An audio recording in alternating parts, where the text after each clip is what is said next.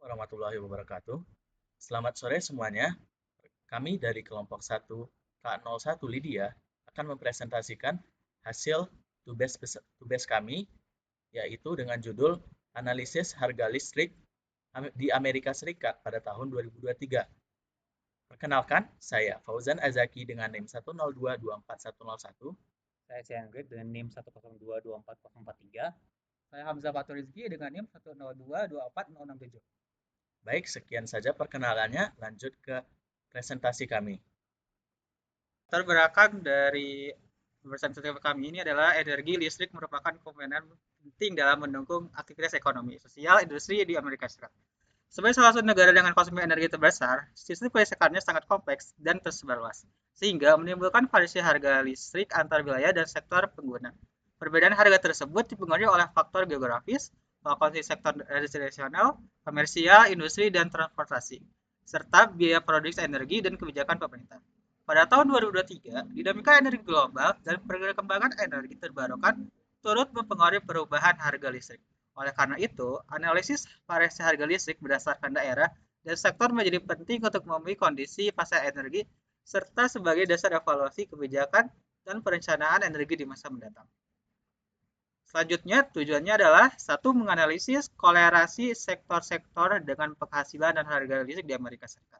Dan yang kedua, menganalisis jumlah konsumen terhadap penghasilan dan harga listrik. Data yang kami gunakan dalam laporan ini merupakan data kelistrikan yang diperoleh dari platform Kaggle yang menyajikan informasi mengenai penjualan listrik di Amerika Serikat pada tahun 2023. Nah, data tersebut digunakan sebagai dasar analisis dalam penelitian ini dan disertakan secara lengkap pada bagian lampiran.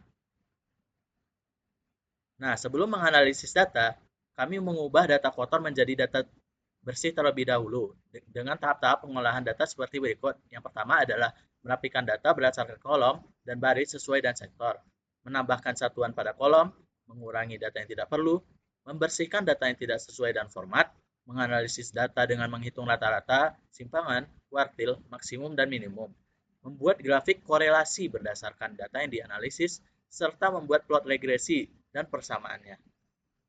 Nah, berikut adalah tabel rata-rata simpangan, kuartil, maksimum, dan minimum. Nah, bisa dilihat di tabel ini, yang pertama ada customer, dan selanjutnya ada price, ada revenue atau pendapatan, dan ada sales atau penjualan. Untuk grafik pertama yang kita pakai itu adalah grafik customer versus sales. Secara keseluruhan, grafik menunjukkan korelasi positif yang kuat antara jumlah pelanggan dan total penjualan listrik di Amerika Serikat pada tahun 2023. Namun, variasi antara daerah menandakan bahwa jumlah customer bukan satu-satunya faktor, melainkan juga dipengaruhi oleh karakteristik wilayah, sektor, ekonomi, dan pola konsumsi energi. Grafik kedua itu yaitu customer versus revenue.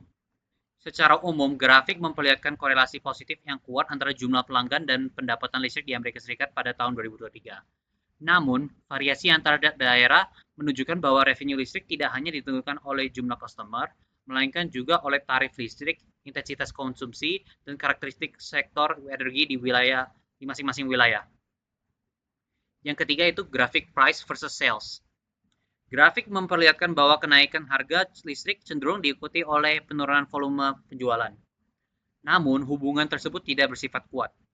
Hal ini menunjukkan bahwa meskipun harga memengaruhi konsumsi listrik, faktor demografis, ekonomi, dan kebutuhan dasar masyarakat memiliki peran yang lebih dominan dalam menentukan besarnya penjualan listrik di setiap wilayah.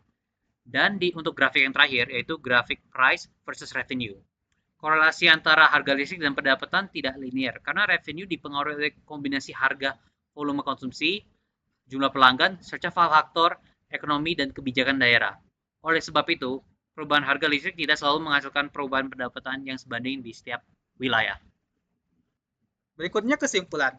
Kesimpulan yang bisa kami simpulkan yang pertama adalah satu sektor dengan konsumsi listrik lebih besar cenderung menghasilkan pendapatan lebih tinggi, meskipun harga listrik per kWh tidak selalu paling mahal. Dan yang kedua, jumlah konsumen berbanding lurus dengan penjualan dan pendapatan listrik, sehingga volume konsumsi dan jumlah pelanggan menjadi faktor utama penentu penghasilan. Sekian saja presentasi dari kelompok kami. Mohon maaf apabila ada kesalahan kata. Terima kasih atas perhatiannya.